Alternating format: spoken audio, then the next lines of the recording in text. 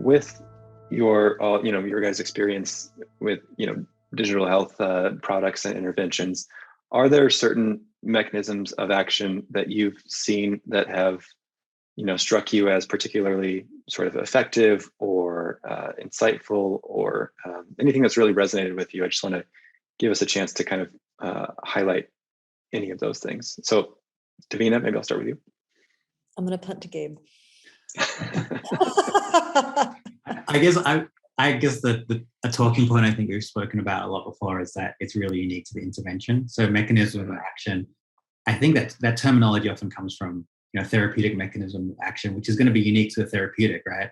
The mechanism of action in antibiotic is very different from an SSRI, and so forth. So it's hard to say that this is the mechanism of action that has worked in my Healthtech product, my behavioral health product, and it's going to work for you. I can talk about frameworks for finding the mechanism of action in your product, which I think we've talked about a little bit, and it starts theoretically.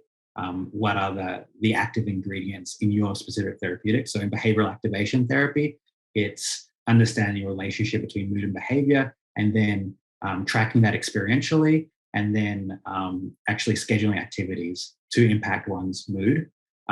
So that's our mechanism of action, those three things, and we measure those as our metrics of meaningful engagement.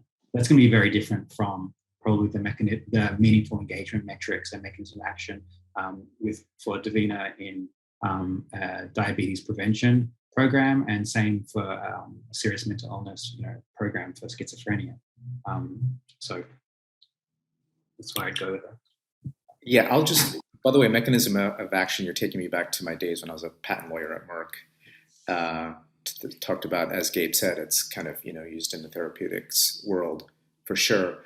I think, one thing I'd like to highlight is loneliness and socialization. I think that's now people are recognizing that this is something that's unfortunately a cross-cutting issue. It certainly is a massive problem for people with serious mental illness. If you think about the extent of social and economic isolation that folks with serious mental illness face, it's not just that their friends have abandoned them. Oftentimes their families have abandoned them. They're usually not employed. They're usually not in school. Those are all the ways we get socialization, and they don't have any of those ways.